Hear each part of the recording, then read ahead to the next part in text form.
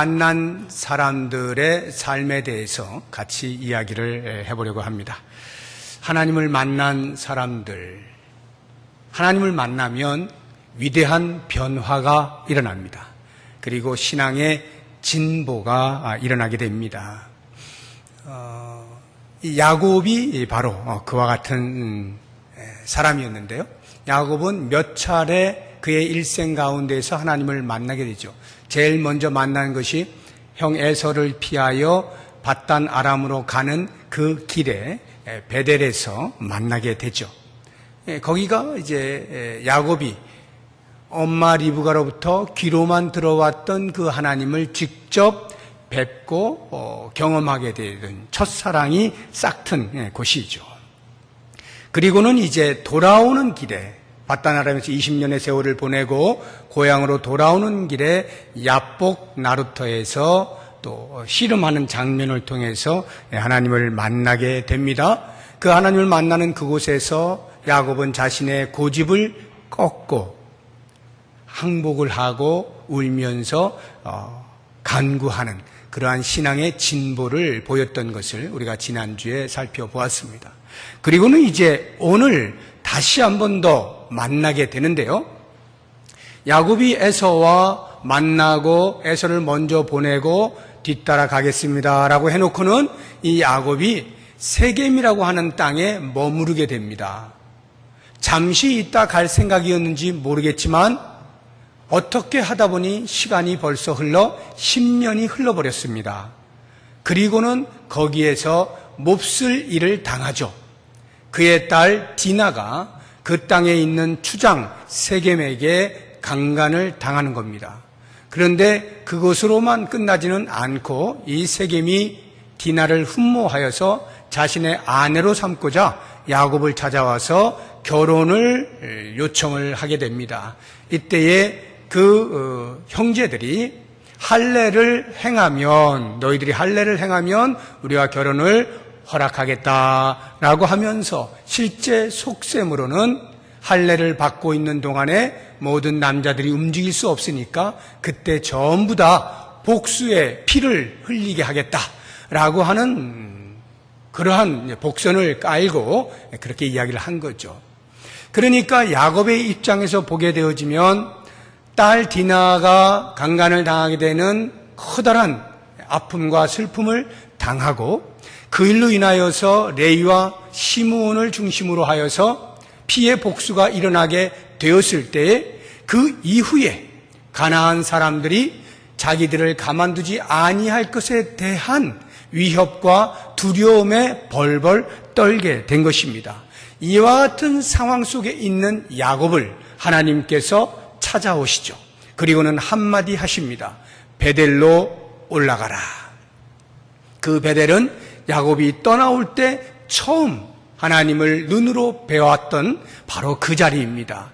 그 자리로 다시 올라가라 라고 말씀을 하십니다. 그러면 왜 하나님께서는 야곱에게 다시 베델로 올라가라 라고 말씀을 하셨을까요? 그것은 영적인 의미에서의 이 베델은 신앙의 본질과 핵심이 되는 장소였기 때문에 그렇습니다. 그에 비하여 야곱이 지금 머무르고 있는 세겜 땅은 신앙의 주변에 불과한 것입니다. 그런데 야곱이 장장 10년 동안이나 신앙의 주변을 맴돌고 있었기 때문에 하나님께서는 다시 신앙의 핵심, 신앙의 중심, 신앙의 본질로 돌아가라 라고 말씀을 하시는 것입니다.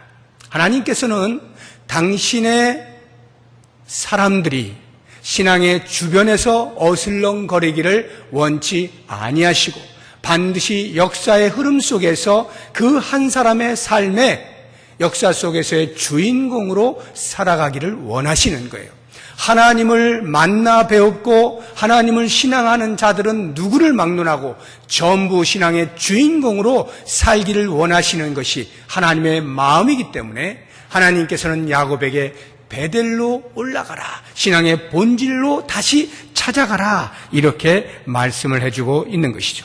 그렇다고 하면 왜 베델이 신앙의 본질이며 핵심의 장소가 되느냐라고 하는 것을 우리가 알 필요가 있겠죠. 그 이유는 베델이라고 하는 곳에서 하나님을 처음 대면하게 되었을 때에 야곱이 하나님 앞에 서원한 내용을 보면 알 수가 있어요. 그 내용이 신앙의 본질에 너무나 부합한 내용들이었기 때문에 그렇습니다. 우리 처음 만났던 장소로 한번 돌아가 보겠습니다. 28장으로 가보시기 바랍니다. 28장 20절에서 22절까지가 야곱이 하나님을 만난 이후에 하나님 앞에서 서원한 내용입니다. 같이 한번 읽어보겠습니다. 야곱이 서원하여 이르되 하나님이 나와 함께 계셔서 내가 가는 이 길에서 나를 지키시고 먹을 떡과 입을 옷을 주시어 내가 평안히 아버지 집으로 돌아가게 하시오면 여호와께서 나의 하나님이 되실 것이요 내가 기둥으로 세운 이 돌이 하나님의 집이 될 것이요 하나님께서 내게 주신 모든 것에서 10분의 1을 내가 반드시 하나님께 드리겠나이다 하였더라. 네. 이 야곱의 서원, 지금 21절 뒷부분에서 22절까지에 나오는 이 내용이 신앙의 본질을 말해주고 있는 거예요. 그 첫 번째가 뭡니까? 21절 뒷부분에 여호와께서 나의 하나님이 되실 것이요 라고 하는 것. 무슨 말일까요? 이 구약 전체 사상은 하나님의 이러한 말씀입니다. 나는 너희의 하나님이 되고 너희는 나의 백성이 될 것이다 라고 하는 이 언약 사상이 구약 전체를 대변한다 해도 과언이 아니에요. 이 말씀을 요약하고 있는 것이 지금 이 야곱의 서원하는 내용 아니겠습니까? 여호와께서 나의 하나님이 되실 것이다. 내가 오직 여호와만 진정한 신으로 섬기겠습니다. 다른 것에 한눈 팔지 않겠습니다. 이게 신앙의 본질인 것입니다. 우리 기독교는 그래서 배타적이에요. 대단히 배타적입니다. 다른 신을 용납하지 않아요. 하나님과 나 사이에 다른 신을 두도록 공간을 허락하지 않는 것이 기독교예요. 그래서 지독하게도 이 땅에 있는 다른 종교들에 의하여 그 부분에 대해서 지탄을 받아요. 기독교는 너무나 배타적이다. 왜 우리가 믿는 신은 인정하지 않느냐라고 하는 것으로 그 배타성에 대해서 비난을 합니다. 그런데요, 그 비난은 우리가 받아야 됩니다. 받는 게 정상이에요. 만약에 그것이 듣기 싫어서 그래 너희의 신도 인정해 줄게, 그래 우리 서로 각자 서로 간섭하지 말고 서로의 신을 잘 섬겨 나가자 라고 말하는 것은 하나님을 제대로 만난 사람이 아닌 겁니다.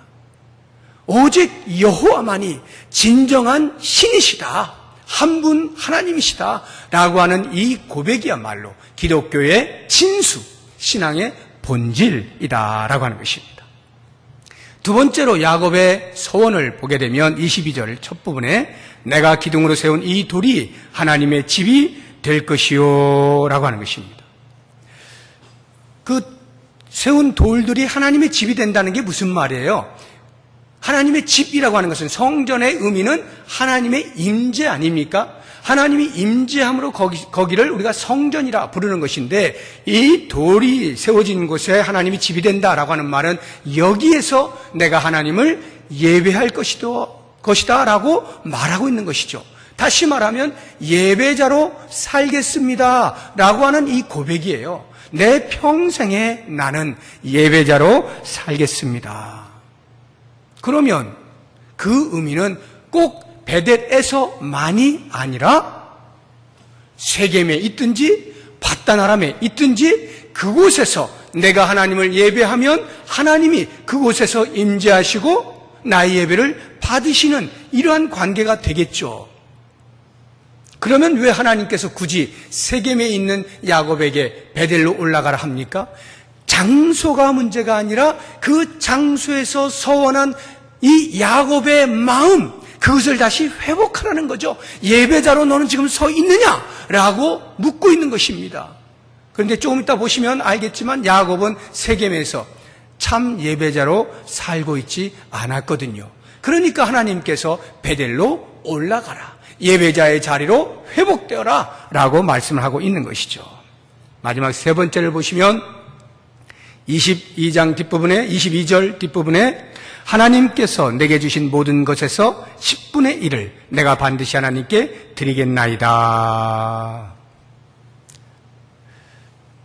나에게 있는 재물의 10분의 1이 하나님의 것이고 나머지 10분의 9는 내 것으로 하겠습니다, 이 뜻이 아니죠.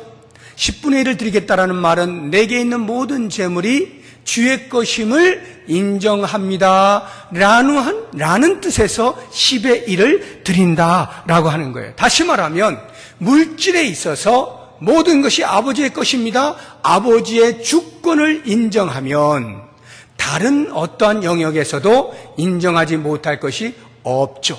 그만큼 이 물질이라는 것이 강하지 않습니까? 이 말의 의미는 모든 삶의 전반에 하나님의 주권을 인정합니다라고 하는 거예요. 그래서 우리는 11조를 그렇게 강조하는 이유가 거기에 있어요. 왜 11조를 의무 헌금이라 하냐 하면 거기에서부터 기독교의 기본이 시작되기 때문에 그래요. 그러니까 11조는 믿음이 좋아지면 하는 일이 아닙니다. 믿음이 전혀 없는 바닥에서부터 하는 게 그게 11조 생활이에요. 기독교의 기본인 겁니다. 여기에서부터 우리는 하나님의 주권을 인정하기 시작하는 겁니다. 그래서 11조가 그렇게 중요한 것이에요. 그 11조 생활을 할 수 있는 사람이라고 한다면 다른 영역에서 하나님의 주권을 인정하는데 그다지 어렵지 않을 거예요. 이게 기독교의 본질이다라고 하는 것이죠. 자, 이와 같은 하나님의 베델로 올라가라 하는 그 말씀의 의미를 야곱이 깨닫게 되죠. 그리고는 즉각적으로 순종하는데 순종에 나타나는 행동을 우리가 오늘 본문에서 다시 한번 보면 좋겠어요. 35장을 보시기 바랍니다. 35장 2절을 보시면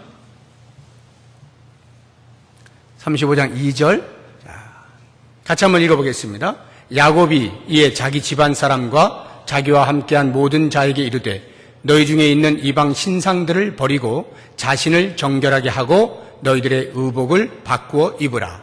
이 말씀이 지금 베델로 올라가라라고 하는 명령을 듣고 야곱이 즉각적으로 순종하여 행동으로 나타낸 것입니다. 너희 중에 있는 이방 신상들을 버려라 하는 것이에요.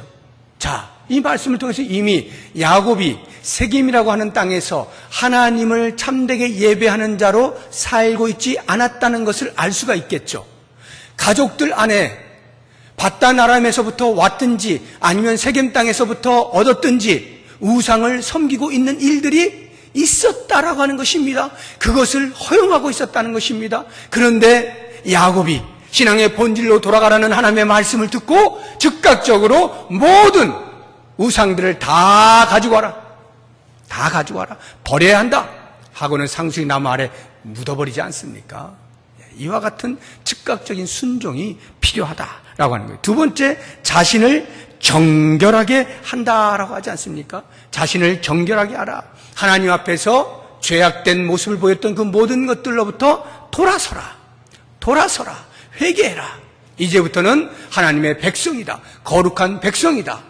선민이다 라고 하는 이 자존감과 정체성을 분명히 갖추어라 라고 하는 거예요. 그리고 마지막 세 번째, 너희들의 의복을 바꾸어 입으라 라고 해서 생활의 변화, 전환을 요청하고 있죠. 이렇게 해서 야곱은 가족들을 데리고 베델로 올라가게 되는 것입니다. 오늘 말씀을 통해서 우리가 결론의 말씀 한 가지만 기억하고 돌아갔으면 좋겠습니다. 나는 신앙인으로 하나님을 섬기는 자로 신앙의 주변인인가 주인공인가, 나는 지금 어디를 배회하고 있는가 라고 하는 것에 대한 스스로의 도전을 하면서 신앙의 주변인으로 있는 한 그 사람은 반드시 세상을 두려워하게 되어 있어요. 그런데 신앙의 주인공으로 사는 순간 세상이 나를 두려워하게 되어 있어요.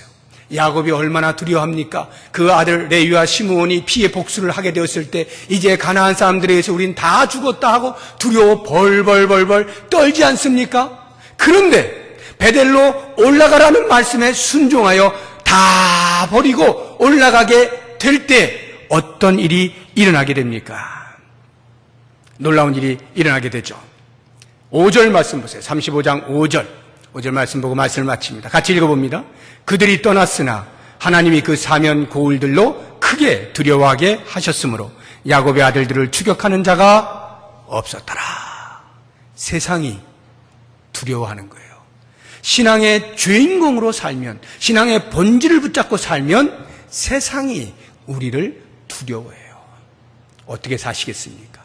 이번 한 주간 동안도 신앙의 주인공으로 주와 함께 멋진 삶을 사시고 세상에 대하여 당당하게 살아가실 수 있기를 주의 이름으로 축복합니다. 기도하겠습니다.